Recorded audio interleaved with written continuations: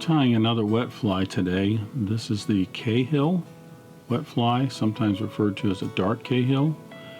This is the second fly that I'll be doing in a class on the 5th of October in a Bergman wet fly tying class. I chose this simply because it's a simple wet fly pattern. It's not too complicated, so that beginning tyers or anybody who's wanting to get into doing wet flies could choose this fly to kind of get started. It's not a difficult tie. This one has a lot of the same basic pieces and parts of a wet fly. You've got the tag at the back and a tailing material, a body, a wing, and a collar. So not much to it, but it's a very, very effective wet fly in terms of fishing, and it's also a lot of fun to tie. So that's the Cahill, and we'll go ahead and get started.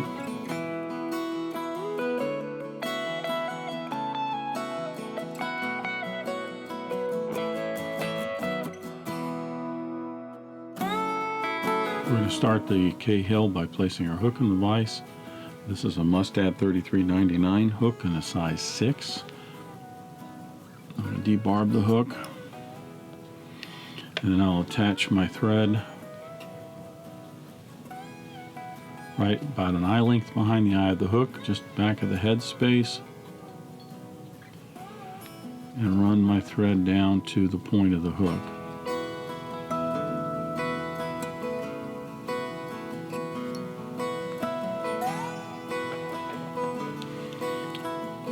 This stage I'm going to tie in what will be the tag for this fly.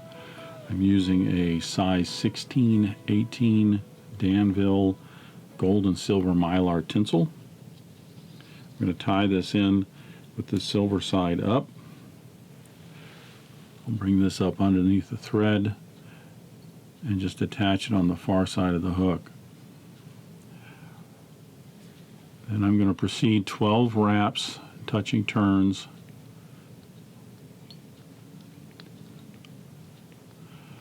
down the hook shank, and this will put me in right position to start the tag of the fly. I'll flip it over, start wrapping down the hook shank in touching turns. I'll put 5 wraps of the tinsel in for the tag, and then 5 wraps back up.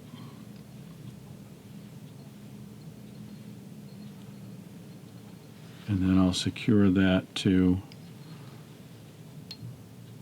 the shank of the hook. And I'll go ahead and trim away the excess.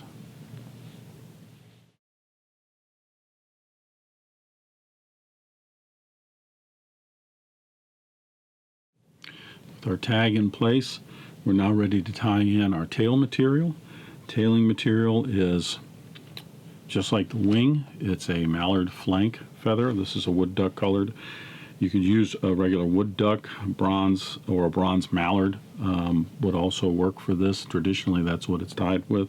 But I'm just going to use a mallard flank feather, woodduck colored. You just need a few fibers for the tail. So I clipped out maybe about half a dozen, 8 fibers or so, and you want these to be about a shank length or a little bit longer. Tie those in, secure them right in the back. There is not a rib for this fly, so we will cut the excess off up to the end of the body right there, and then I'm going to advance in an open spiral forward to just lash down the rest of that mallard flank feather just down to the hook shank. Not really concerned about a smooth body because the body on this is just dubbed rabbit fur. So I've got some gray rabbit fur here, and I'm going to make about a 4-inch, fairly sparse, not super thin, but not heavy dubbing noodle. We want about 4 to maybe 5 inches here. When we put this on, we're not concerned about a tapered body. If you do have a little bit of a forward taper, that's okay. You do have to be a little bit careful of not having too much of a taper forward when you get to the front, as this can displace the wing a little bit.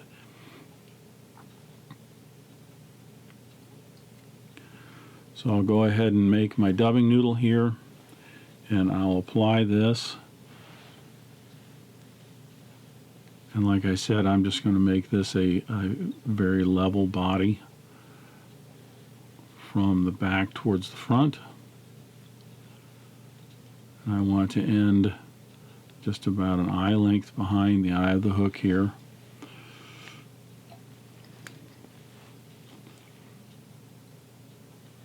You'll notice, because of the rabbit here, we have a fair bit of guard hairs that are sticking out.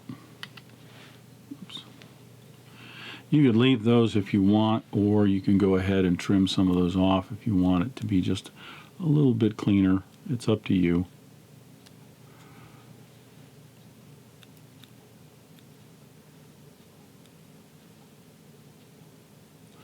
I don't think that having those on there are going to affect the fishability of the fly.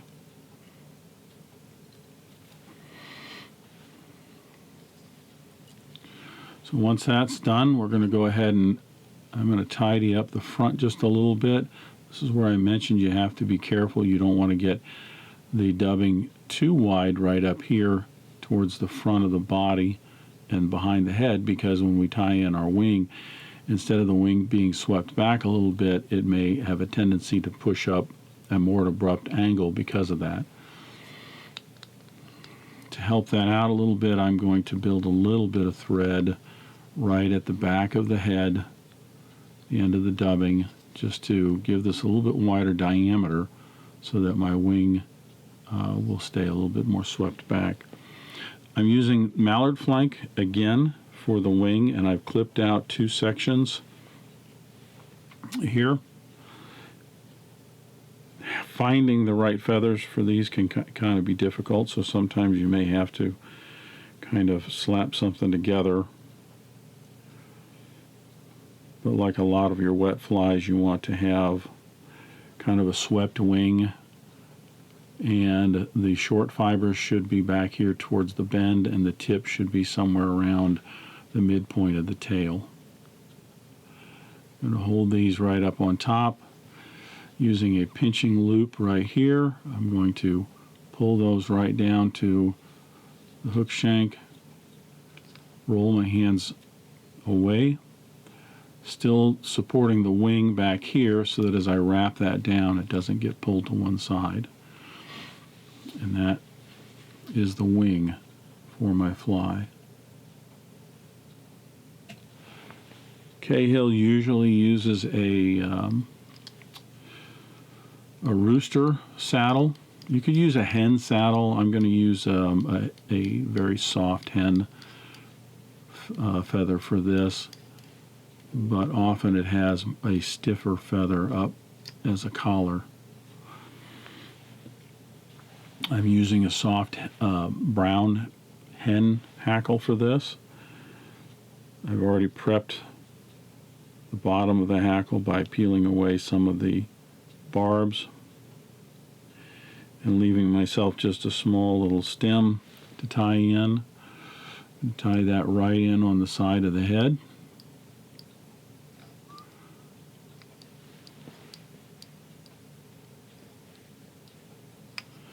And then with my hackle pliers, I'll put in 3 turns to give me a nice soft collar. This is a wet fly, so it will be flowing in the water as a drowned insect might, or some sort of small bait fish or something like that.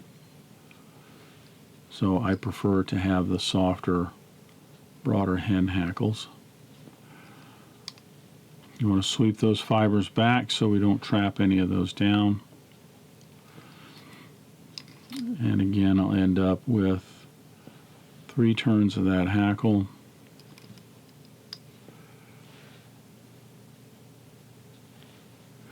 And then I'll secure the tip of that hackle in.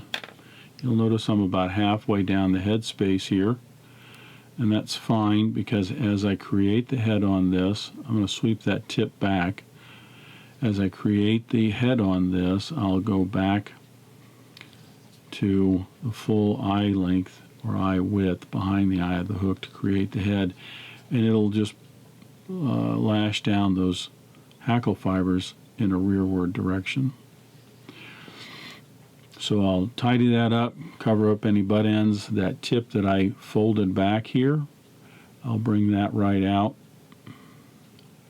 Rather than trying to reach in with my scissors and cut that, I can, with that all lashed down, simply break that off. If I can get a hold of it. There we go. I'm going to flatten out my thread and put in a 7 or 8 turn whip finish. This is just to give the head a nice smoother appearance. The flatter thread will fill in all of the cracks and crevices in the twisted thread in the head, and it just helps it look a little smoother.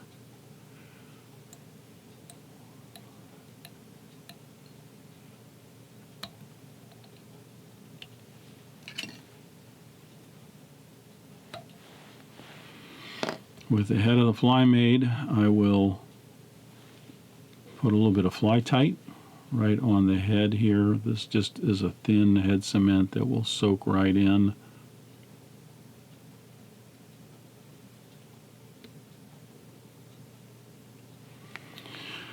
And after that soaks in, I will start the process of a few layers of hardest hull to actually finish up the head of the fly.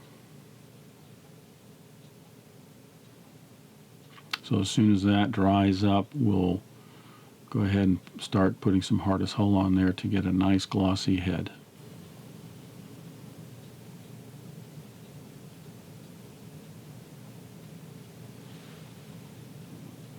So the fly tight is all dried, and it's time to start finishing the head on this. I'm going to use some hardest hull. This is just a clear coat, a glossy clear coat, just to protect it. The wet flies also look really, really nice with that, have that black lacquered look. You could certainly use some black lacquer if you want to. I find that the hardest hull works just as well.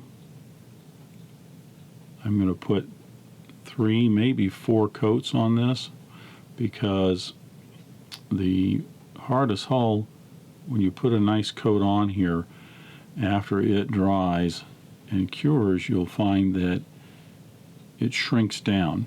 So those thread wraps are going to kind of show through after the first or second coat, sometimes even the third. So even though it may look like it's nice and smooth and glossy right now and everything looks good, it will in a little bit, you'll be able to see those thread wraps, so we'll have to put 1 or 2 more coats of hardest hull on that. But that is the Cahill, sometimes referred to as a Dark Cahill. As I said, this is one of the flies that I'll be teaching in a class coming up on the 5th of October.